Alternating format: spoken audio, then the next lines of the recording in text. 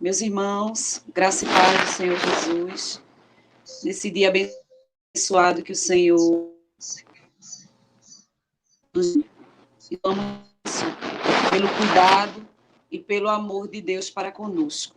Que o Senhor possa estar abençoando vocês nesse dia, cuidando de vocês e que nós possamos nesse dia, com todo o coração, estar louvando a Deus, pois Ele é digno de todo louvor e de toda a nossa ação. Mesmo estando em casa, nós precisamos estar com o coração voltado para adorar a Deus, que é digno de todo o nosso louvor e nossa adoração. Nesse momento, nós vamos ter uma ação real, agradecendo a Deus pela oportunidade que Ele tem nos dado de ter acordado em paz, com saúde, de estarmos bem, né, na nossa casa. Sabemos que muitas pessoas estão em suas casas doentes, necessitando de oração, outros estão, assim, perderam seus entes queridos e estão precisando das nossas orações. Mas, nesse momento, nós vamos estar orando e pedindo a Deus que abençoe todos os momentos desse culto, pedindo a Deus que possa vir estar abençoando cada um dos filhos dele que se dispôs a fazer este culto agora, esta tarde. Oremos. Querido Deus e Pai, nós te damos graças, Senhor, pelo dia que tu tens nos dado. Senhor, obrigada pela oportunidade de estar fazendo esse culto online, mas que está chegando na casa dos irmãos e que está chegando na casa de pessoas que talvez nem sejam evangélicas, mas que estão ouvindo a tua palavra. Senhor, nós te pedimos que o Senhor venha receber o nosso louvor, que o Senhor possa estar presente na casa de cada irmão que está ouvindo este culto. Sê com os teus filhos, ó Pai, que estão com o coração derramado em tua presença, a te adorar, a te louvar e que estão aqui para aprender a tua palavra, Senhor. Abençoa cada filho teu. Guarda, meu Deus, como tu guardaste o povo de Israel no Egito, que tu possas guardar a nossa vida também, diante de todo esse mal que nós estamos vendo. Ó Pai, abençoa os irmãos que vão estar cantando, o grupo de louvor. Abençoa também, Senhor, aqueles que vão estar à frente deste culto, a Felipe, que vai estar pregando a tua palavra, e a todos os irmãos que estão em suas casas para ouvir e engrandecer o teu santo nome. Que todos eles sejam abençoados com a tua paz e com a alegria do teu Espírito Santo. Amém. Amém, meus irmãos. Vou deixar aqui uma mensagem para todos nós refletirmos essa manhã, essa tarde, que é em Lamentações 3, do 21 ao 24. Vou estar lendo aqui essa mensagem, que diz: quero trazer à memória o que pode me dar esperança. As misericórdias do Senhor são a causa de não sermos consumidos, porque as suas misericórdias não têm fim. Renovam-se cada manhã. Grande é a tua fidelidade. A minha porção é o Senhor, diz a minha alma, portanto, esperarei nele. Então, que possamos nesse dia trazer à nossa memória aquilo que o Senhor fez por nossas vidas. Quando Deus entregou o seu Filho Jesus na cruz para nos dar a salvação, que possamos lembrar desse sacrifício e que possamos ter um coração alegre em glorificar o nome do Senhor. Traga à sua memória pensamentos de fé, atitudes de fé. Traga à sua memória a palavra que possa renovar a sua mente e que possa lhe motivar a servir a Deus. Deixe de lado as coisas que lhe traz tristeza, deixe de lado as coisas que lhe traz pensamentos negativos e que você possa olhar para o Monte Sião, que você possa olhar para o Senhor, porque Ele é a nossa força. E aqui Lamentações diz que esperarei nele e espere em Deus. Confie no Senhor nesse dia, porque nós não estamos sozinhos. Nós contamos com as misericórdias de Deus e sabemos que é o Senhor quem está ao nosso lado e que por isso nós temos vencido tantas batalhas. E essa será mais uma, porque nós estamos batalhando ao lado de Deus, ao nosso lado. E lembre-se daqueles que estão passando por dificuldades e ore por eles, Nós não podemos visitar ninguém, mas temos o WhatsApp para mandar mensagens e reflexões, vídeos que possam estimular as pessoas, vídeos e mensagens que possam levar as pessoas a servir e adorar a Deus. Neste momento, nós vamos estar ouvindo um louvor com o grupo Essência. Eles vão estar louvando ao Senhor neste momento. Graça e paz, amado. É um prazer estar aqui na casa do Senhor, né? Porque onde está 2 ou 3 reunidos, o nome dele ali ele está. E que assim seja. Que essa, a minha casa, a sua casa, o lar de cada um de nós, seja a casa do Senhor. Nessa tarde, estamos aqui para louvar o seu nome, independente das circunstâncias, independente daquilo que está impedindo da gente estar no templo, mas estamos juntos para adorar o nosso Deus. Então, vocês aí em casa, louvem e adorem conosco. Louvemos ao Senhor, então.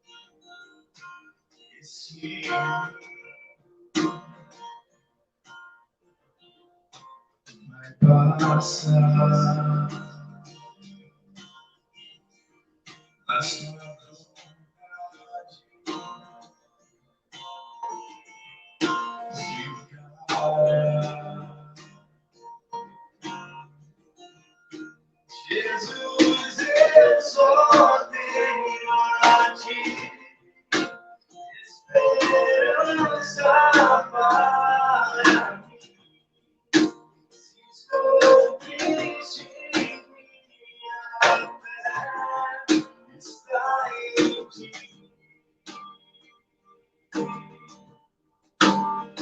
Tua mão sustenta o céu. Sustenta o meu viver, teu amor me guiará até o fim.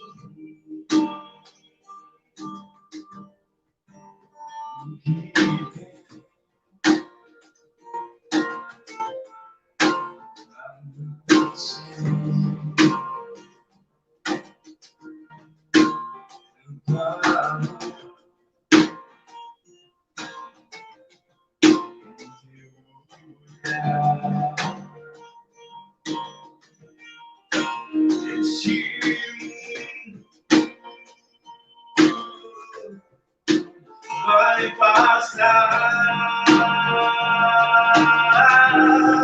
mas tua vontade ficará.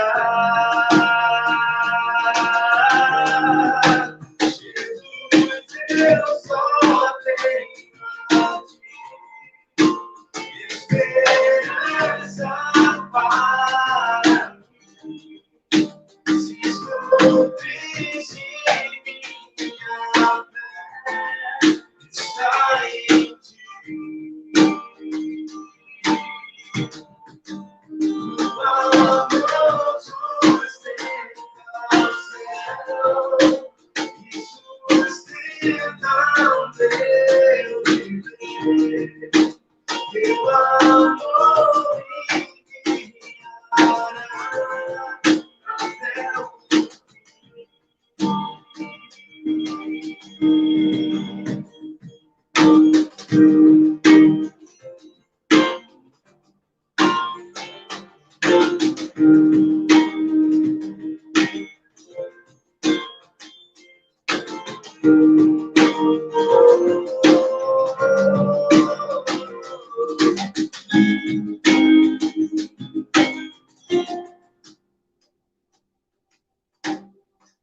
Jesus, eu só tenho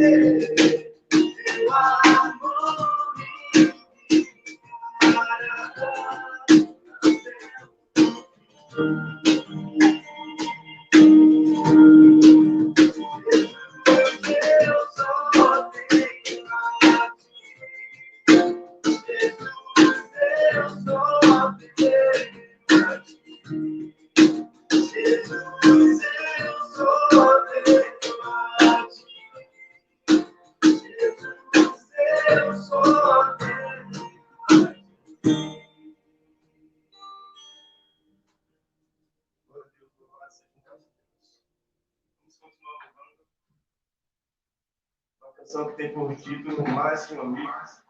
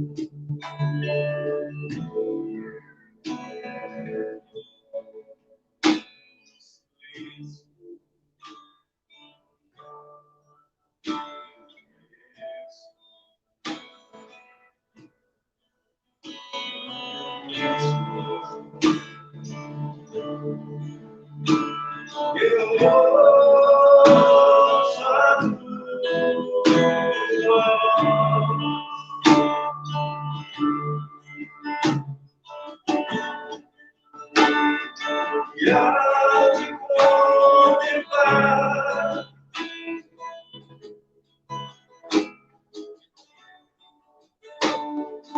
posso descrever que és mas que amigo tu és, mas nunca posso expressar. Tu és para mim, graça não me faltará. O amor me restaurará. Levo ele, quero adorar-te.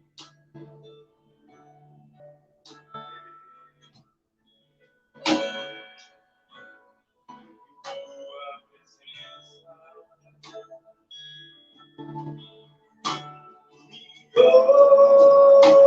oferecer.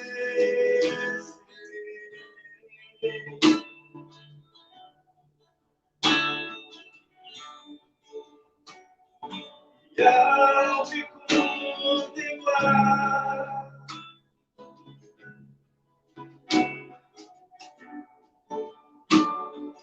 posso descrever que és pra mim, mas que amigo tu és, mas nunca posso expressar. És para mim, graça não me faltará.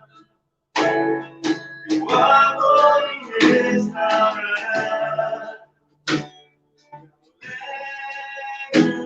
Levo em ti, mas que amigo tu és, mas nunca posso expressar. Tu és para mim, graça não me faltará. O amor me restaurará.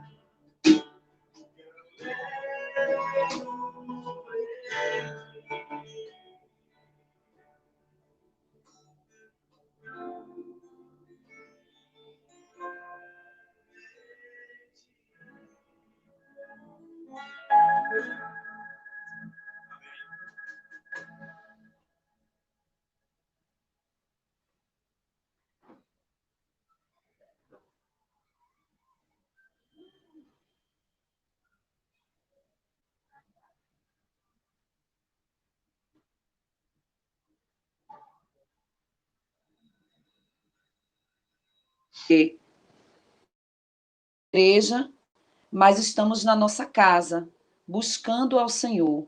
E a palavra de Deus diz: o Senhor é bom para os que esperam nele, para aqueles que o buscam. Então, vamos continuar buscando a Deus, mesmo estando em nossa casa, com a nossa família, que possamos estar em oração. E é por esse motivo que nós vamos estar orando pela família IBMG, orando pelos irmãos, pelo pastor, pela família, orando pelos enfermos, por aqueles que estão doentes em seus lares, nos hospitais, e por outros pedidos também nós vamos estar apresentando ao Senhor, aqueles que estão desempregados, que estão passando por momento de dificuldade devido à pandemia, perderam seus empregos, e nós vamos estar fazendo essa oração. E se você tem em seu coração, na sua mente, uma pessoa que está necessitada em casa, coloque diante do Senhor e ore por essa pessoa, não só para que Deus resolva os problemas, mas também que essa pessoa, se não for evangélica, que ela possa encontrar a salvação, possa ter um encontro com Deus, e para que também seja abençoada espiritualmente. Então, após essa oração que nós vamos fazer, o grupo de louvor está mais uma vez com a oportunidade. Então, mas primeiro a gente vai fazer essa oração a Deus. Querido Deus e Pai, nós estamos na Tua presença mais uma vez, Senhor. Como foi cantado esta tarde, que Tu és o nosso amigo, e nós cremos nisso. Senhor, nós Te louvamos pela vida dos Teus servos que estavam louvando nesta tarde, Senhor. Mas nesse momento nós estamos colocando diante de Ti as pessoas que se encontram doentes da nossa igreja, que estão enfermas em seus lares, não só enfermas fisicamente, mas também espiritualmente, que estão precisando da Tua cura, Senhor, na sua alma e no seu físico. Senhor, os Teus servos que se encontram nos hospitais, que estão alguns entubados, esperando que um milagre possa acontecer. E Tu és o Deus do milagre, Senhor. Faz, Senhor, na vida dessas pessoas o Teu querer e a Tua vontade. Nós sabemos que oramos por muitos enfermos e já podemos vê-los em casa, bem, de posse de vitória. Mas ainda tem outros que necessitam do Teu agir em suas vidas, ó Pai. Te pedimos pela nossa igreja, que mesmo estando em casa, a mente e o coração dos Teus filhos possam estar ligados em Ti, nos cultos domésticos, com seus filhos, que Tu possa ser presente na vida deles. Não nos deixe esquecer jamais, Senhor, da responsabilidade que temos diante de Ti, ó Deus. Que haja motivação no coração dos Teus filhos, Pai. Te pedimos pelo pastor da igreja, pela sua família, pelos diáconos, pelos grupos de louvor, que não podemos estar na igreja, pois está fechada, mas estamos nos nossos lares. Que a Tua presença seja, Senhor, que Tu possa estar presente na vida de cada um dos Teus filhos, ó Pai, dando a Tua saúde espiritual e física a cada um daqueles que estão necessitados nessa tarde, Senhor. É o que nós Te pedimos, Te apresentando, sabendo, Senhor, que Tu és o Deus de resposta e Tu és o Deus de vitória. Em nome de Jesus, nós Te apresentamos esses pedidos. Amém. O grupo de louvor está mais uma vez com a oportunidade, e eu vou pedir para Jonathan, após o louvor, ele está falando com o Felipe, pois ele vai estar nos trazendo a palavra nesta tarde. Amém.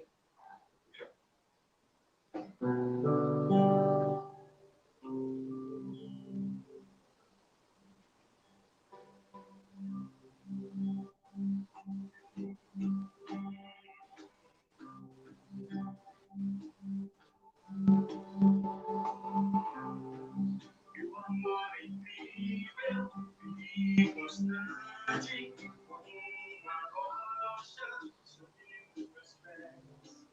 Ele me sustenta, isso é um mistério. Quando estou cercado, ele me conduz. Aleluia, aleluia, Aleluia. Teu amor me faz cantar. Aleluia. Aleluia. Oh, aleluia. Teu amor me faz cantar.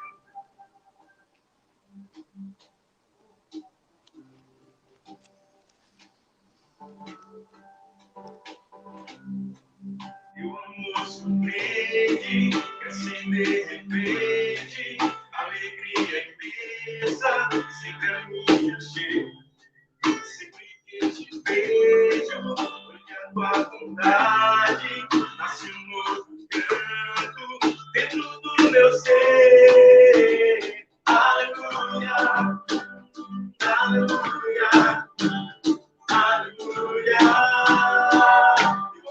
Faz cantar, aleluia, aleluia, aleluia. Faz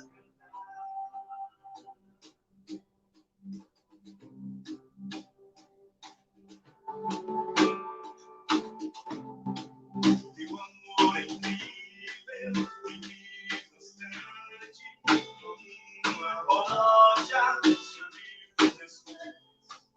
Ele me sustenta, isso é um mistério. Quando estou cercado, ele me conduz. Aleluia, aleluia, aleluia. O amor me faz cantar. Aleluia, aleluia, aleluia. O amor me faz cantar. Aleluia, oh, aleluia, oh, aleluia. O amor me faz cantar. Aleluia, oh, aleluia. Aleluia.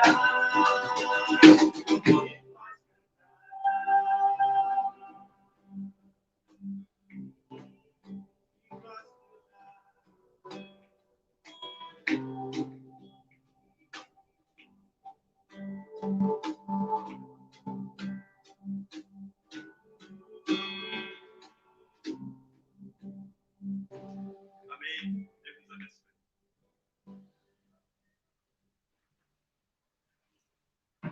Tá contigo aí, Filipão.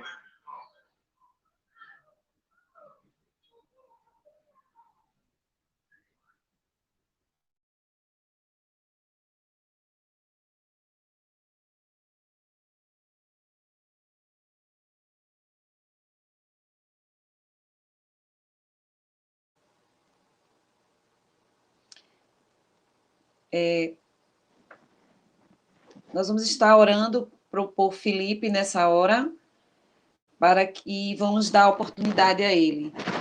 Certo? Eu acho que Jonathan não escutou, então vamos estar orando agora para o pregador, que é Felipe nesta noite. Oremos.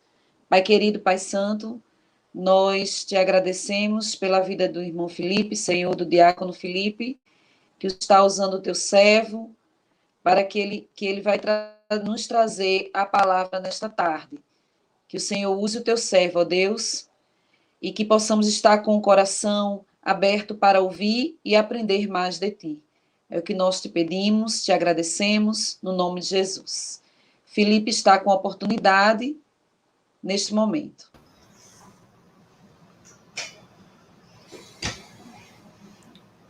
Graça e paz, amados. Para nós é uma satisfação, uma alegria, um contentamento por nos reunirmos ainda aqui virtualmente, cada um em seus lares, e ainda que não estejamos no templo de maneira física, mas o importante é termos em mente a fé de que onde estiverem reunidos 2 ou 3, no nome de Jesus Cristo, ele se fará presente.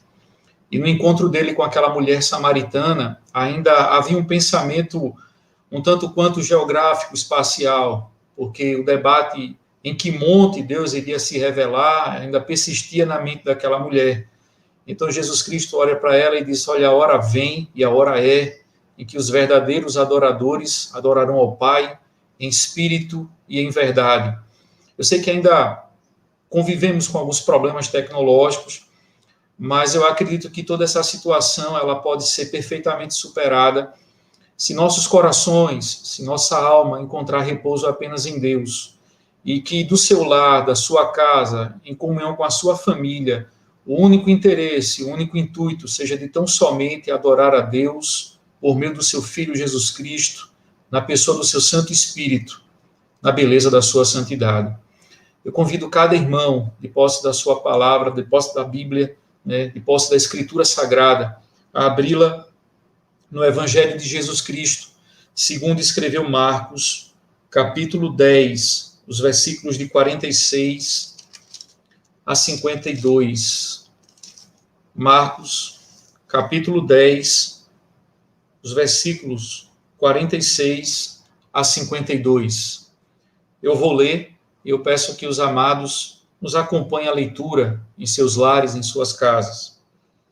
Marcos, capítulo 10, os versículos de 46 a 52, assim nos diz a palavra do Senhor. E foram para Jericó. Quando ele saía de Jericó, juntamente com os discípulos e numerosa multidão, Bartimeu, cego mendigo, filho de Timeu, estava assentado à beira do caminho. E ouvindo que era Jesus o Nazareno, pôs-se a clamar: Jesus, filho de Davi, tem compaixão de mim. E muitos o repreendiam para que ele se calasse, mas ele cada vez mais gritava: Filho de Davi, tem misericórdia de mim. Parou Jesus e disse: Chamai-o. Chamaram então o cego, dizendo-lhe: Tem bom ânimo, levanta-te, ele te chama. Lançando de si a capa, levantou-se de um salto e foi ter com Jesus. Perguntou-lhe Jesus: Que queres que eu te faça? Respondeu o cego: Mestre, que eu torne a ver. Então Jesus lhe disse: Vai, a tua fé te salvou. E imediatamente tornou a ver e seguia a Jesus estrada afora. Meus amados, essa é uma das passagens em que muitos críticos procuram colocá-la em xeque. Nos evangelhos sinóticos, a descrição do mesmo relato, de acordo com a perspectiva do autor bíblico, apresenta algumas pequenas variáveis que, na mente de muitos, parece ser alguns pontos de desencontro na narrativa, ou alguns lapsos que deveriam, de melhor maneira, ser apreciada e relatada. Se os amados perceberem, essa mesma passagem bíblica, ela é descrita no Evangelho de Jesus Cristo, segundo escreveu Mateus, capítulo 20, os versículos de 29 a 34, e Lucas, capítulo 18, os versículos de 35 a 43. O grande X da questão para muitos críticos é porque a descrição de Mateus revela de que Jesus ele não estava entrando na cidade de Jericó, mas saindo dela. E no caso de Lucas, o autor bíblico vai dizer que ela estava justamente saindo da cidade de Jericó. E eles se apegam justamente no quesito geográfico espacial, colocando em xeque a veracidade e a infalibilidade da palavra de Deus quanto à narrativa bíblica. Ora, por que é que um daqueles homens que andou com Jesus tem uma narrativa diferente do outro autor bíblico? Visto que para Mateus ele está adentrando na cidade e para Lucas ele está saindo. Um outro problema apontado por ele seria um detalhe, porque no Evangelho segundo escreveu Mateus, ele faz a descrição de dois cegos que estavam à beira do caminho, à saída da cidade de Jericó. Já Lucas, ele menciona um e não faz menção ou alusão ao nome de quem seria esse cego. Os críticos eles vão sempre se apegar a esses pequenos detalhes para tentar apontar algum problema de contradição ou possíveis tautologias bíblicas para colocar a Bíblia em descrédito ou até mesmo a própria narrativa bíblica. Todavia, o relato de Marcos, ele não somente procura unir, como ele assevera que ambas as perspectivas, tanto de Mateus quanto a de Lucas, ainda que na mente dos críticos haja uma possível contradição, mas ela é perfeitamente sanada e resolvida na narrativa bíblica, segundo a perspectiva de Marcos. Se os irmãos puderam perceber, no versículo 46, o escritor bíblico diz: e foram para Jericó. O entendimento de que ele estava indo a Jericó, seguido por uma grande multidão. Mas na saída da cidade, então é que ele se depara e tem um encontro com aquele cego que estava à beira do caminho. Se por Mateus dizer que havia ali presentes 2 cegos à beira do caminho, e Lucas fazer menção apenas de um, sem lhe relatar o nome, Marcos é bem enfático ao dizer quem seria esse jovem.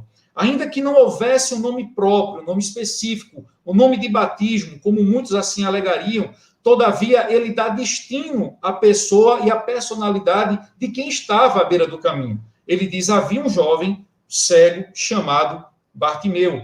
Então, todas essas pequenas nuances ou esses problemas que muitos críticos procuram apontar é facilmente percebido e sanado na narrativa de Marcos. O que eu chamo a atenção dos amados é para o fato do seguinte: se nós fôssemos tentar elucidar a Bíblia apenas pelas pequenas contradições que muitos assim apontam e alegam, passaríamos completamente desapercebido do sentido da palavra de Deus. Não haveria em nós a fé que nos pudesse transpor a passar do entendimento, que nos levasse do conhecimento à fé. E o grande locus aqui em questão não é saber se foram 2 ou 1, sério. Não é ficar atentando para o detalhe, se foi na entrada ou na saída da cidade. Isso não vai desmerecer em nada a fé que esse texto procura revelar. Enquanto leitor, enquanto servo de Deus, enquanto discípulo de Cristo, diante da sua palavra, a única opção que eu tenho é crer. Talvez muitos críticos olhassem para mim e dissessem o seguinte: mas o fundamento seu é falacioso, porque na sua mente só existe apenas o respaldo último para aquilo que se crê. Mas eu também olharia para esse crítico e diria que a fundamentação última da lógica dele é a própria razão. E quais são as evidências da racionalidade dele? Nenhuma. Então, o que o convite, a palavra de Deus nos é feito, não é para ficarmos discutindo pormenores ou detalhes que apenas nos irão levar a um consentimento cíclico, sem encontrar uma resposta definitivamente efetiva para o problema da alma e da existência do ser humano.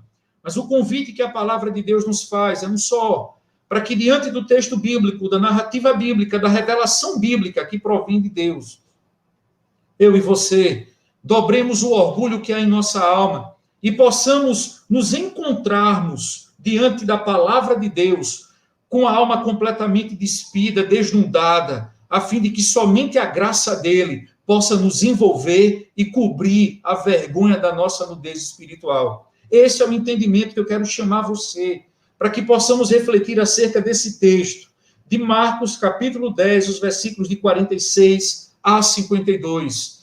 Eu quero partir do pressuposto de que esse texto é extremamente conhecido. Com certeza você que nos ouve nesse exato momento já deve ter escutado, já deve ter meditado, já deve ter refletido inúmeras mensagens acerca dessa passagem bíblica. Existem hinos que foram compostos, existem músicas que foram feitas de acordo com o relato desse homem chamado Bartimeu. Mas o convite, e é isso que nós devemos exaltar em Deus, por saber que a sua palavra se renova todos os dias. Por mais que esse texto esteja patente, claro, transparente aos meus olhos, mas enquanto for palavra de Deus, uma mensagem nova se fará presente tanto para mim quanto para você. Se fará alcançável tanto para mim quanto para você. Porque essa palavra não nasceu da vontade do ser humano, mas ela nasceu tão somente da vontade de Deus. E enquanto revelação de Deus, ela parte não apenas do pressuposto, mas do princípio de que é verdadeira e infalível. Eu convido você a manter a sua Bíblia aberta nessa passagem. E vamos tentar assim, então, nos identificarmos, tanto ora com esse homem chamado Bartimeu, bem como também com a multidão que seguia Jesus. E vamos tentar perceber até que ponto Jesus ele se importa, ele se identifica, ele está realmente importando-se com a necessidade da minha e da sua alma. Primeira realidade, eu quero chamar a sua atenção para o fato de que nós nos identificamos perfeitamente com esse homem. Se para Lucas ele não tem um nome, ou se para Mateus é retratada a história possível de 2 cegos ali à beira do caminho, mas nesse momento eu quero que você se identifique com esse jovem a quem Marcos atribui o codinome de Bartimeu. Como é que nós podemos nos identificar com ele? Se você manteve a sua Bíblia aberta, os versículos de 46 a 47 diz o seguinte: e foram para Jericó. Quando ele saía de Jericó, juntamente com os discípulos e numerosa multidão, Bartimeu, cego, mendigo, filho de Timeu, estava sentado à beira do caminho. E ouvindo que era Jesus o Nazareno, pôs-se a clamar: Jesus, filho de Davi, tem compaixão de mim. Meus amados, talvez no campo das evidências perceptíveis, tangíveis, eu e você não tenhamos muito que nos assemelhar com esse homem cego, com Bartimeu. Talvez por aquilo que os nossos olhos pudessem contemplar dentro da realidade dantesca, pitoresca, daquilo que seria possivelmente um homem cego à beira do caminho. Eu e você, nós não queríamos nos assemelhar a ele. Quem gostaria de ser achado como um homem maltrapilho, desgrenhado, pegajoso, mal cheiroso, de péssima aparência, andrajoso, que porventura viesse a se encontrar em farrapos, escanteado, marginalizado, abandonado, desprezado, esquecido, descuidado, desapercebido, desamparado e maltratado.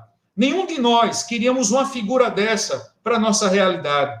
Nenhum de nós queríamos nos encontrar numa triste condição dessa, completamente escorraçado da sociedade, vivendo um absoluto ostracismo, esquecido por todos e por tudo.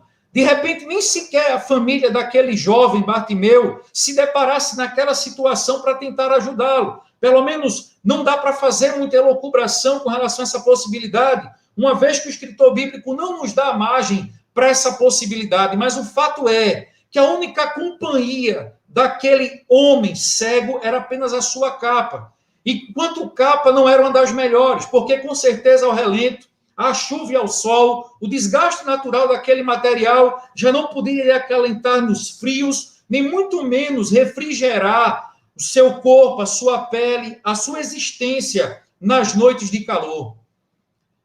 Mas eu posso dizer para você, meus irmãos, se diante daquilo que pode se perceber na vida daquele cego, enquanto ao aspecto existencial, nós nos assemelhamos de maneira muito profunda com aquele cego. Os desejos, as vontades, as pretensões, os sonhos, tudo aquilo que a alma do ser humano pode de maneira tão intensa, sonhar de maneira tão latente, no desejo de alcançar aquilo que é pretendido, de tentar amealhar para si forças, para tentar sair daquela situação. Quantos de nós, em situações tão adversas, no calor da adversidade, da provação, do escanteio, até mesmo nas situações em que muitas pessoas nos pretereram por não sermos aquilo que as pessoas olhavam para nós e desejavam ver em nós um sentimento de identidade que pudesse nos aproximar a elas. Na nossa existência, meus irmãos, nós passamos pelos absurdos, pelas incongruências, nós passamos justamente pelos momentos de solidão e solitude. E por que não dizer que nesses momentos, quando nós mais queríamos ter o alento, o conforto, o consolo de pessoas tão queridas, mesmo próximos a inúmeras pessoas, mais próximas possíveis, nós nos sentimos tão distantes e sozinhos. Meus irmãos, eu não sei o que se passava todos os dias na mente daquele jovem. Nenhum de nós sabemos, nem aqueles homens que lhe foram contemporâneos. Quais os sonhos, quais as pretensões, no escuro da alma daquele homem, os segredos que ele procurava não revelar, mas porventura a vontade que ele gostaria de externar e não tinha possibilidade porque ninguém lhe dava ouvidos. E dentro daquela triste situação, ninguém queria resolver o problema daquele jovem por razões óbvias. A impossibilidade da medicina daqueles dias não podia trazer de volta a vista daquele jovem. E dentro de uma possibilidade de colocá-lo numa situação inferior socialmente, a inferioridade e a miserabilidade daquele homem servia como trampolim referencial para que, enquanto pudessem ver justamente a desgraça alheia, inúmeras pessoas pudessem passar por ele e dizer: eu, pelo menos, não estou igual àquela situação daquele jovem. Desprezado, escanteado, rejeitado, eu, pelo menos, sou aceito, eu, pelo menos, sou benquisto. ainda que eu seja pobre na sociedade, mas algumas pessoas ou poucas pessoas me ouvem. Mas quem pararia para dar ouvidos a um homem cego? Quem pararia e se importaria com o descaso em que aquele homem se encontrasse? Meus irmãos, nós nos assemelhamos perfeitamente com aquele jovem, com aquele homem.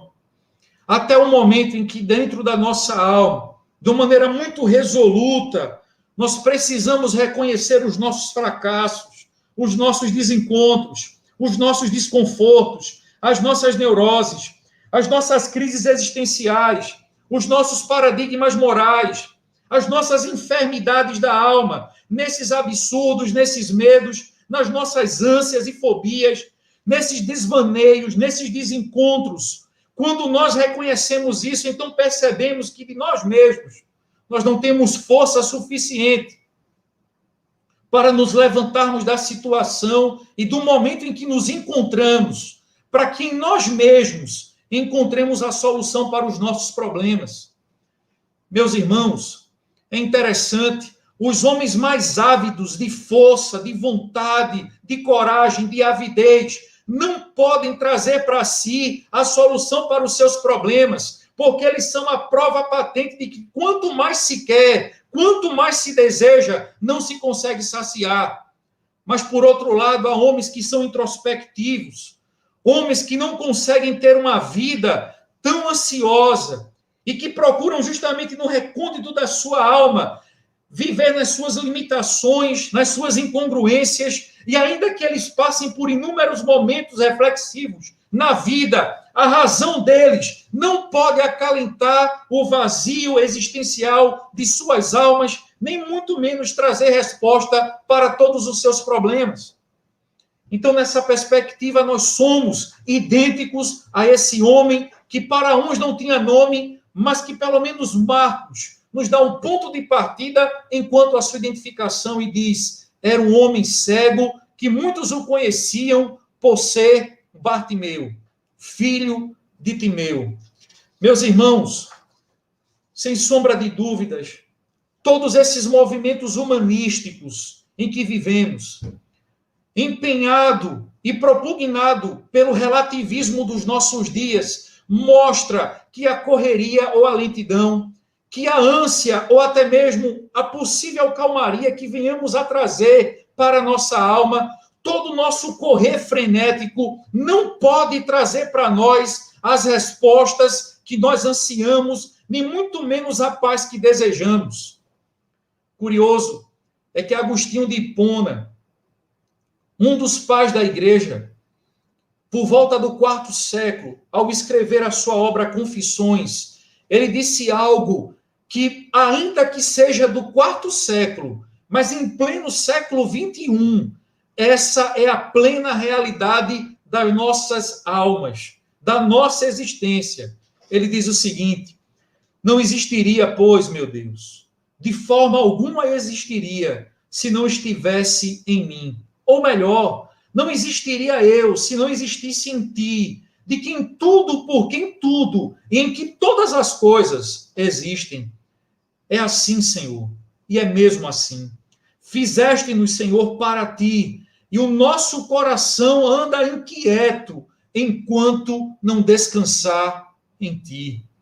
Meus irmãos, todo o andar trôpego dos homens, toda essa correria frenética, os transeuntes da vida existencial, os desencontros da alma, é um reflexo de que todo o nosso coração anda inquieto nas buscas desencontradas dos nossos anseios. Toda essa busca que nós ansiamos, todo esse desejo de querer nos encontrarmos, e os homens descritos na Bíblia que tentaram se encontrar consigo mesmo, perceberam que esse caminhar introspectivo na alma é a coisa mais sórdida e mais tenebrosa que, porventura, o homem possa trazer para sobre os seus ombros. Mas Agostinho disse, eu só consigo encontrar descanso para o meu coração inquieto, se a minha alma se encontrar em ti. Meus irmãos, todo o panteísmo, Todas as religiões naturalistas vão tentar colocar no cerne da existência a tua alma. Mas se você um dia se encontrar consigo mesmo, e eu espero que isso nunca seja de maneira tão subjetiva e pessoal, porque se isso acontecer, você vai se enfermar, você vai adoecer na alma, você vai justamente entrar num colapso depressivo, que para arrancar disso, só a mão de Deus. Mas que antes que você faça uma introspectiva consigo mesmo, antes que você tente encontrar resposta em si, você encontre resposta na cruz de Cristo. Meus irmãos, o Salmo de número 36, os versículos de 7 a 9, diz o salmista, preste bem atenção: quão preciosa é, ó Deus, a tua benignidade, pelo que os filhos dos homens se abrigam à sombra das tuas asas. Elas se fartarão de gordura da tua casa, e os farás beber da corrente das tuas delícias, porque em ti está o manancial da vida, e na tua luz nós veremos a luz. Meus irmãos, as fontes das falsas religiões não podem reter as boas águas.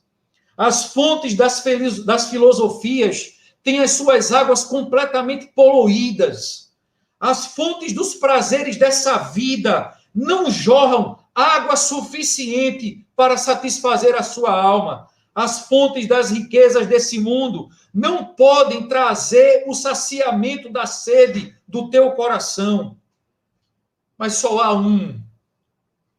Só existe um que pode trazer justamente a saciedade necessária para a aridez do coração, da existência das nossas almas.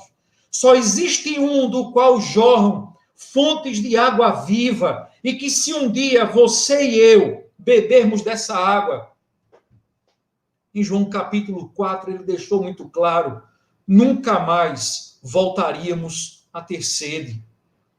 A saciedade de que precisamos, o lado obscuro da alma do ser humano que ele não quer revelar de jeito nenhum, porque a sociedade, todo o relativismo, o humanismo, o antropocentrismo nos ensinou que nós somos bons em nós mesmos. E quanto mais eu querer negar a minha maldade, a minha necessidade, eu vou adoecer em mim mesmo. Mas eu posso dizer para você, sem Cristo você não conhece plenamente a alegria. Somente nele a nossa alma pode encontrar repouso e descanso.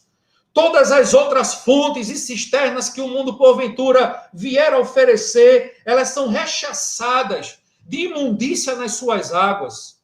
E todas elas nos levam justamente ao desvario, ao desencontro. Mas conforme o próprio salmista disse, na luz de Deus nós encontraremos a luz. Não há luz em você. A prova disso é Bartimeu, um homem que vive em densas trevas, na escuridão. Como é que ele poderia encontrar luz, espiritualmente falando? Mas a luz de que precisamos deve voltar justamente o nosso olhar para a cruz, porque do universo Jesus Cristo é o Rei, mas desse mundo somente Ele é a luz. Segunda realidade, como é que nós podemos nos identificar com a multidão? Meus irmãos, versículo 48 expõe essa realidade.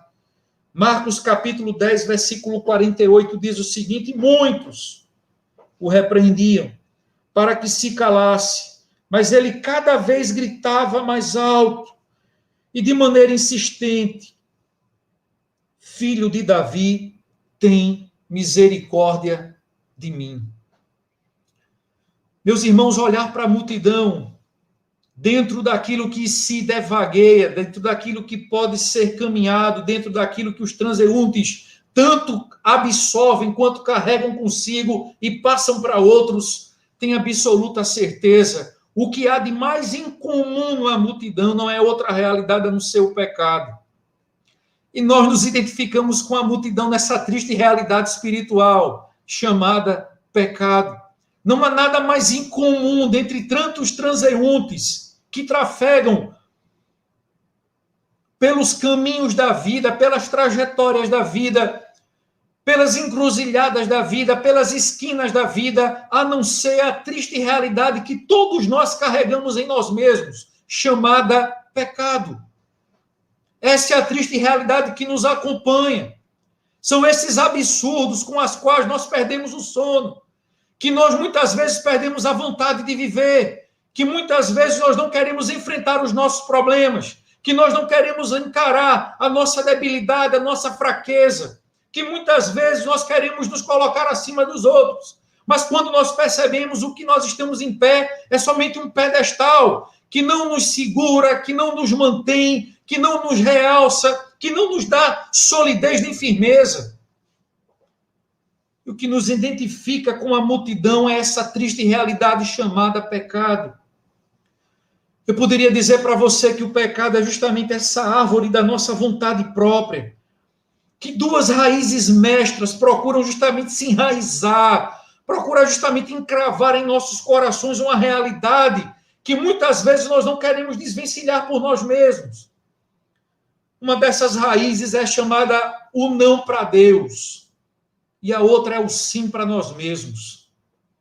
O não para Deus é justamente o fato de que nós queremos nos esconder dele, mas chega um momento na nossa trajetória de vida, do nosso curso existencial, pela exposição da sua palavra, por aquilo que ele nos coloca em xeque, por justamente se colocar diante de nós, assim como Jesus fez com Bartimeu, e dizer em alto e bom som: o que queres que eu te faça? Agora me responda e responda a você mesmo. Se diante dessa triste realidade em que eu e você nos encontramos, tão pecaminosa, tão sórdida, diante de Deus, quando ele nos perguntar: o que você quer que eu te faça? Então, o que você vai dizer? Você até então viveu a vida dizendo não para Deus. Mas quando ele te colocar no canto da parede da existência da tua alma e te perguntar: o que queres que eu te faça? Você vai dizer não para ele? Você vai adiar o que tantas vezes a tua alma te cobrou, como sair desses agrilhões e você não tem força, como despedaçar essas correntes que te prendem e você não tem capacidade para se desfazer de nenhuma delas. Mas aí, enquanto você diz não para Deus, o inimigo da tua alma vai querer que você diga todos os momentos sim para você mesmo. Agora responda a si mesmo. Quando você disse sim para você mesmo, o que esse sim te trouxe? Te trouxe conforto, te trouxe realização, te fez enxergar o mundo como de fato ele é, numa cosmovisão não pálida, não plástica, mas transparente diante da triste realidade em que o mundo se apresenta, como essa triste realidade que se desenrola no nosso olhar, de pessoas perdendo a vida diante daquilo que elas tanto defendem, e que aquilo que elas tanto defendem é justamente aquilo que traga a vida de cada uma delas.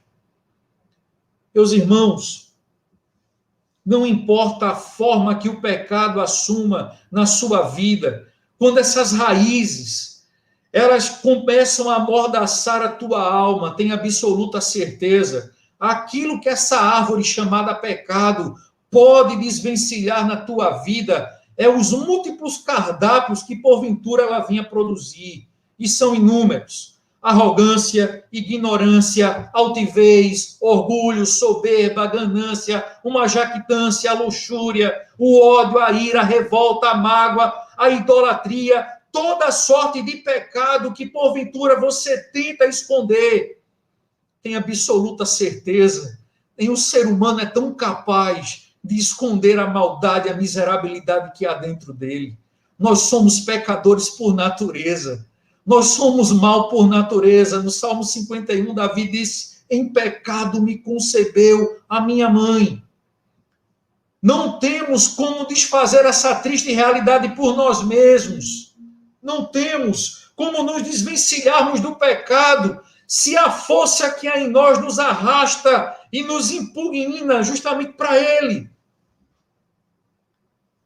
Meus amados, Se você abrir a Bíblia em Romanos capítulo 3, os versículos de 10 a 18, Paulo vai deixar muito claro e patente essa triste realidade apontada pelo pecado e que nos identifica justamente com essa multidão. Ele vai dizer o seguinte, parafraseando a escritura sagrada, conforme disse o profeta Isaías: não há um justo sequer, não há ninguém que entenda, não há alguém que busque a Deus. Todos se extraviaram e juntamente se fizeram inúteis. Não há quem faça o bem, não há nenhum só. A sua garganta é um sepulcro aberto, com as suas línguas tratam enganosamente. Peçonha de áspides está debaixo de seus lábios, cuja boca está cheia de maldição e amargura. Os seus pés são ligeiros para derramar sangue, em seus caminhos há destruição e miséria, e não conheceram o caminho da paz. Não há temor de Deus diante dos seus olhos. Meus irmãos, esse evangelho que se prega nas esquinas não é o evangelho apontado pela Bíblia. Um evangelho que o homem é uma águia, que ele é útil, que ele pode todas as coisas. Um evangelho que faz com que o homem encontre força em si mesmo. Leia a Bíblia, veja a Sagrada Escritura. O apóstolo é muito claro em dizer e se encontra na Bíblia. Eu não posso rasgar o texto bíblico. Eu não posso escolher os textos que me fazem bem. A Bíblia, toda a Bíblia, todo o conjunto sagrado revela a triste realidade moral em que eu e você nos encontramos. Não há temor em Deus em nós mesmos. Nós não conseguimos encontrar o caminho da paz por nós mesmos. Nós não conseguimos achar um lugar que possa nos dar descanso em nós mesmos. Meus irmãos, a realidade da multidão espelha para nós a realidade que eu e você não queremos admitir, mas ela é fato, ela é factual, ela é existencial em nós.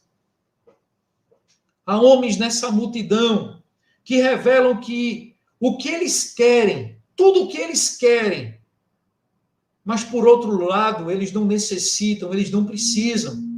Há homens nesse mundo, gananciosos, jactanciosos, movidos por sorte da ganância, que eles querem ganhar o mundo inteiro, mas eles não se apercebem de que fatalmente perderão a alma. E tudo aquilo que eles querem, de fato, eles não mais precisam, não mais necessitam. Vou lhe dar uma prova.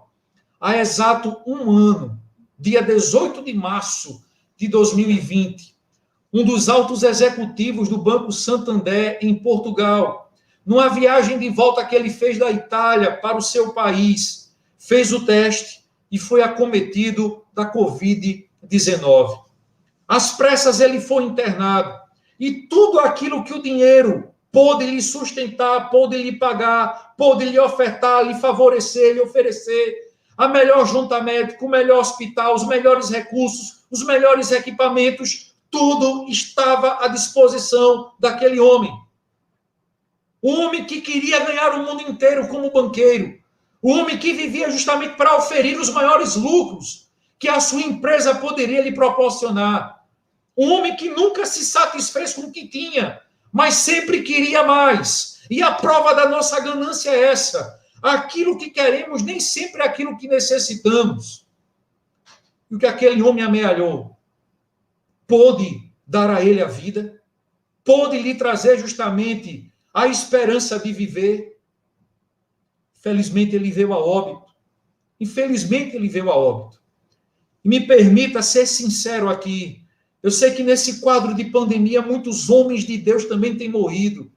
Eu sei que muitas famílias têm pranteado e chorado a perda de seus entes queridos. Homens e mulheres que, enquanto testemunho, deixaram muito claro em suas vidas a glória de Cristo e que ainda assim padeceu. E a Bíblia também retrata um lado de Deus que muitas vezes nós não queremos nos aperceber. Quando o salmista disse: é pesaroso para Deus a morte de seus santos. Muitos desses irmãos partiram para a eternidade e não tinham dinheiro que esse executivo do Santander tinha. Talvez nem sequer uma ínfima parte calculável. Esses homens e mulheres de Deus partiram desse mundo para a eternidade sem nem sequer fazer dimensão da riqueza que esse homem tinha consigo.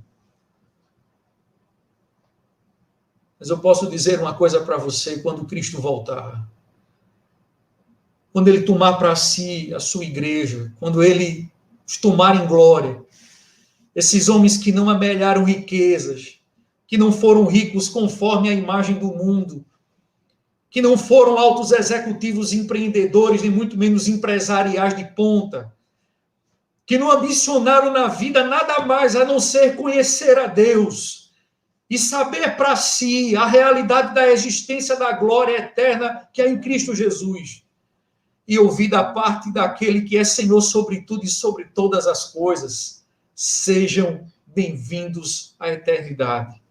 Meus irmãos, não há banco, não há empresa, não há organização, não há méritos humanos que se compare a isso. Não há, não há. A nossa esperança está além do túmulo, a nossa esperança está além da cova, a nossa esperança está além do sarcófago, a nossa esperança está além do chorar de muitos que aqui ficarão, porque quando aqui tombarmos, tem absoluta certeza, nossos olhos serão abertos diante do grande trono branco. Outra realidade, meus irmãos, é que há homens que precisam, mas não querem. E isso chama-se medo. Há homens que precisam, mas eles não querem. Há homens que sentem a necessidade, mas eles não querem abrir mão das correntes que os prendem neste mundo. No ano de 1994, uma banda de rock secular chamada Nirvana, na pessoa de um de seus componentes, vocalista Kurt Cobain. Depois de uma turnê que eles fizeram na Alemanha, em Munique, Kurt Cobain foi diagnosticado com bronquite e laringite. Assim que ele foi diagnosticado com essa doença, então ele foi transferido para Roma, e durante o tratamento médico ele encontrava-se com a sua esposa no dia 3 de março daquele ano. Na manhã seguinte, quando a sua esposa acordou-se, percebeu que ele havia feito uma tentativa de suicídio. Até então ela não sabia que ele era um suicídio em potencial. E a tentativa de overdose foi misturar Rofinol com champanhe. Naquele momento, aquela mulher começava uma campanha e uma luta familiar para tentar tirar o marido, aquele que seria um grande ícone dentre as bandas seculares e de muitos jovens naquele ano, como sendo espelho e um referencial de vida alternativa, Kurt Cobain. Todavia, aquele homem, em seus diários, próximo de cometer suicídio, ele vinha falando abertamente para si mesmo, fazendo suas anotações em seu diário, coisa que ele escondia de seus familiares, de que a sua alma estava inclinada a cometer suicídio. Foram palavras deles, a seguinte: esta é a única coisa que está me salvando de fundir minha cabeça agora. O sentimento de querer tirar a própria vida. Ele necessitava sair daquela triste realidade compulsiva por um suicídio. Ele necessitava deixar essa vida que colocava em xeque a si mesmo. Mas ele não queria. O que ele queria era viver justamente entregue a todas as paixões que o mundo pode oferecer e, consequentemente, mesmo sem encontrar força em si mesmo, e não vai encontrar, o homem não consegue sair dessa triste realidade. Naquele mesmo ano de 1994, ele veio a óbito, e a causa da morte foi justamente uma overdose. É curioso como muitos ícones nesse mundo tragicamente perdem a vida assim. Ganham o mundo inteiro e vão perder a alma, porque ganhar o mundo inteiro não sacia a nossa necessidade. Não consegue trazer a paz que nós queremos, não vai conseguir aplacar a dor existencial da alma, não vai. Os exemplos estão aí. Você não precisa experimentar necessariamente das coisas desse mundo para chegar a essa conclusão. Veja os noticiários, veja as reportagens, veja a triste realidade desse mundo. E você vai chegar nitidamente a essa conclusão. Só que se a gente vivesse num mundo tão caótico, tão conturbado, tão desencontrado como esse, e não tivesse algo para nos refugiarmos, eu digo uma coisa para você, nós éramos de todos, de maneira tão imparcial, absolutamente miseráveis. Mas aí você vai para a palavra de Deus e você encontra alento, você encontra refrigério para a alma. Em Mateus capítulo 11, os versículos de 28 a 30, diz a palavra de Deus: Vinde a mim todos os que estáis cansados e oprimidos, e eu vos aliviarei. Tomai sobre vós o meu jugo e aprendei de mim, que sou manso e humilde de coração, e encontrareis descanso para as vossas almas, porque o meu jugo é suave e o meu fardo é leve. Para concluirmos, vamos encontrar na Bíblia, no texto em que lemos, como Jesus ele se importa com a nossa alma. Os versículos de 49 a 52, o escritor bíblico diz o seguinte: Parou Jesus e disse: Chamai-o. Chamaram então o cego, dizendo-lhe: Tem bom ânimo, levanta-te, e ele te chama. Lançando de si a capa, levantou-se de um salto e foi ter com Jesus. Perguntou-lhe Jesus: Que queres que eu te faça? Respondeu o cego: Mestre, que eu torne a ver.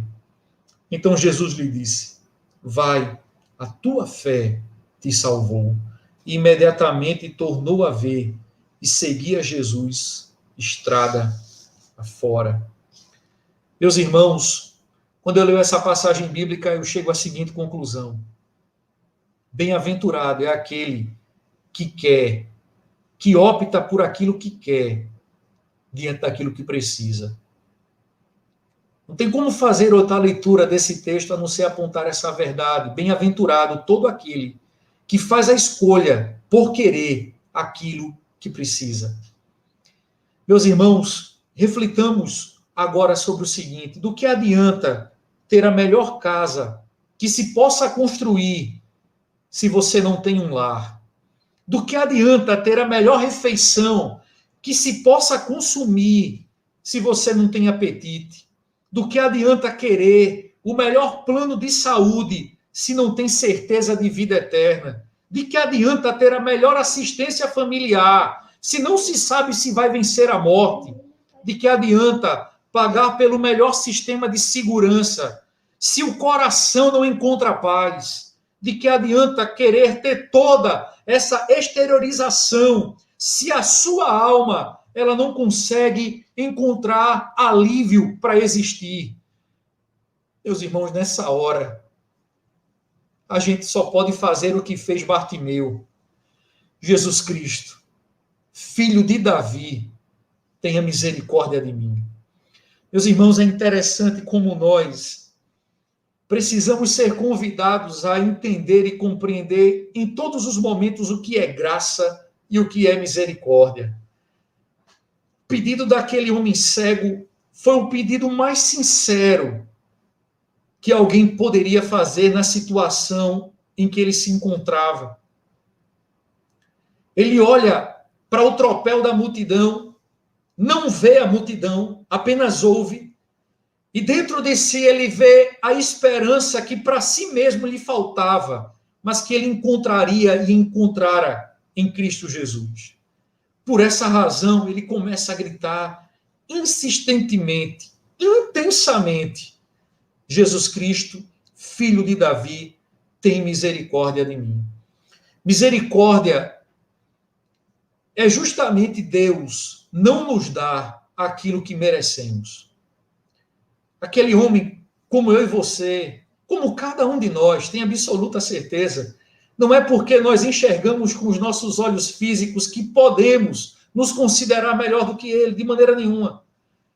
Mas aquele homem é a demonstração clara de que nós não recebemos da parte de Deus aquilo que merecíamos. E o que é que nós merecíamos? O desprezo de Deus, o silêncio de Deus, a indiferença total de Deus. Nós merecíamos a repulsa de Deus, o distanciamento de Deus para nós. Era tudo isso que nós merecíamos, mas ele não nos deu. Ele não nos deu isso como moeda de troca. Muito pelo contrário. Quando aquele homem grita, a multidão, como eu disse, que trafegava consigo e a única coisa em comum que eles tinham era o pecado. Apenas isso. E o pecado tenta calar, pelo menos tenta tirar o direito daquele que está procurando. Pecado é isso. Pecado procura subtrair dos outros aquilo que a gente não tem. Isso é triste no pecado. O pecado é uma desgraça em si mesmo. É essa a expressão que se usa pelo pecado e para o pecado. Cala aí, cego, ele não vai te ouvir. Todos nós nunca te ouvimos, nunca te demos atenção alguma. Por que é que o Filho de Deus vai querer te dar atenção? Por que é que ele vai se importar com a tua dor? Dentre tantos, tu não és ninguém. E pior do que ninguém, você não é nada. Jesus se volta, o tropel da multidão se cala, se silencia. Ele vai até aquele homem e disse, olha, traga-o a mim. E aí os outros, ou poucos, dizem para ele, olha, tem bom ânimo, o mestre te chama. E agora vem a graça. Jesus, ele dá atenção, ele dá algo que aquele rapaz não merecia. Se a misericórdia faz com que Deus não nos dê aquilo que merecemos, a graça faz com que ele nos dê aquilo que nós não merecemos. É por essa razão que graça e misericórdia caminham juntas. Uma complementa a outra. Aquilo que eu e você merecemos, Deus não nos deu. Mas aquilo que nós não merecemos, ele resolveu nos dar. E qual é a graça revelada no discurso de Cristo? É a seguinte: o que queres que eu te faça? Meus irmãos, Jesus não é um Cristo de acordo com os moldes de Henry Ford. Não existem ressalvas nesse desejo de Jesus. Olha, o que queres que eu te faça, Bartimeu? Mas desde que haja isso. Não existem condicionantes prévios estabelecidos pelo mestre. Olha, o que queres que eu te faça? Mas eu só posso te fazer isso. Jesus, ele não segue a mesma dinâmica de Henry Ford, quando ele começou a produzir no século passado, na década de 30, o modelo T29. E aí, todos os carros saíram na cor preta. Chegou um possível comprador e disse, olha, eu me interesso pelo seu veículo, mas o senhor não podia fabricar em outra cor. E ele disse o seguinte, ele sai em qualquer cor, desde que você compre ele na cor preta. Jesus não fez isso. Jesus não colocou situações pormenorizadas naquilo que ele se apresenta a um cego. Ele simplesmente disse, o que queres que eu te faça? A graça de Deus se encontra no fato de que Jesus ele não vai terceirizar a obra que somente ele pode realizar. Jesus não chega para ele para dizer, olha, o que vai te acontecer é uma confluência cósmica, porque o universo conspira para realizar o bem a todos aqueles que procuram o bem. Isso é balela, isso é falácia de uma teologia calcada no panteísmo, de que existem forças que regem o universo no cosmos e as coisas conspiram para um fim estabelecido de acordo com o destino que ninguém sabe quem escreveu, que ninguém sabe quem fez. Não existe aqui uma observação de Jesus baseada na casualística, no acaso, na improbabilidade, nas possibilidades múltiplas. É Deus, diante de um homem cego, para dizer a ele com todas as letras, de maneira muito veemente, diante de uma multidão que é tida como testemunha, o que queres que eu te faça? É nesse momento, meus irmãos, que a gente precisa entender que bem-aventurado é aqueles que optam por querer aquilo que eles precisam. Porque aquele jovem poderia dizer o seguinte, eu quero um guia que me conduza a toda essa cidade, pelos lugares que eu não enxergo, por onde eu não posso ver. Eu quero um jumento para montar no lombo dele e poder sair pelas ruas ainda que eu não enxergue. Mas eu quero ter a sensação de poder me locomover, sem ter nenhum obstáculo, ninguém à minha frente. Eu quero uma capa nova, porque essa aqui já se encontra surrada, nem eu mesmo quero. Mas ele com os olhos tapados, sem poder enxergar. Ele disse para Jesus aquilo que ele precisava. Ele disse: eu quero ver. Eu quero ver. É só o que aquele homem precisa. Ele quer ver. Meus irmãos, a gente precisa verbalizar nossa vontade. Não tem outra realidade para esse texto bíblico. Aquele homem, ele foi encarado por Jesus, ainda que cego. Ele se viu diante de uma pergunta quando Jesus disse: olha, o que queres que eu te faça? E ele precisou verbalizar o desejo da alma dele. Nós temos que dizer para Deus se nós queremos ou não ser salvos. Nós temos que dizer diante dele se nós queremos ou não sair dessa triste realidade de miserabilidade em que nos encontramos. E ele disse: eu quero voltar a ver, eu quero voltar a enxergar. E a conclusão da passagem bíblica, ele diz o seguinte. Então Jesus, no versículo 52, disse: vai, a tua fé te salvou. E imediatamente aquele homem voltou a ver, ele seguia Jesus estrada fora. Ele caminhou com Cristo, ele pôde ver o Filho de Deus. Tanto a penumbra física lhe foi removida, como toda a cegueira da alma daquele homem foi completamente desfeita, tão somente porque ele desejou e verbalizou aquilo que ele necessitava. Eu quero voltar a ver. Meus irmãos, e isso é bíblico. Romanos capítulo 10, versículos de 9 a 13, diz o seguinte, a saber, se com a tua boca confessares ao Senhor Jesus, e em teu coração creres que Deus o ressuscitou dentre os mortos, serás salvo, visto que com o coração se quer para a justiça, e com a boca se faz confissão para a salvação. Porque a Escritura diz, todo aquele que nele crê não será confundido, porquanto não há diferença entre judeu e grego, porque um mesmo é o Senhor de todos, rico para com todos os que o invocam, porque todo aquele que invocar o nome do Senhor será salvo. Perceba que nós nos identificamos com aquele cego. Perceba que nós temos algo em comum, e muito em comum com aquela multidão, esse pecado. Mas louvado seja Deus que na pessoa do seu Filho, ele conhece a nossa alma e ele não nos despreza. Que ele conhece justamente os percalços mais escuros da nossa existência e ele pergunta para todos nós, o que queres que eu te faça? Meu irmão, que nessa noite, seja você congregado e membro da nossa igreja, ou até mesmo um visitante, que ainda que não esteja nos visitando em nosso templo físico, mas que está nos visitando nessa rede virtual, e que a palavra de Deus assim te alcançou. Se nessa noite Jesus perguntar para você, e eu creio que ele perguntou pela sua palavra, o que queres que eu te faça, que você responda, Senhor, eu quero ver. Eu quero encontrar paz em ti. Eu quero que o Senhor habite em mim e que eu possa te conhecer como tu conheces a mim. Que esse seja o teu desejo, meu irmão. Em nome de Jesus, que Deus nos abençoe.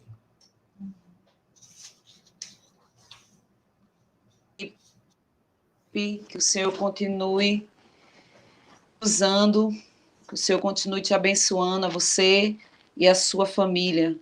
Como é preciosa, ó Deus, a tua misericórdia, né?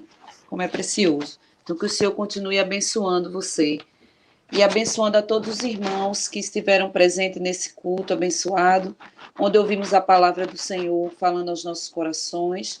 Estamos encerrando, mas antes eu gostaria de trazer alguns avisos aos irmãos de que a igreja estará aberta segunda, quarta e sexta, e está recebendo os donativos para a cesta básica, que os irmãos levem esses donativos.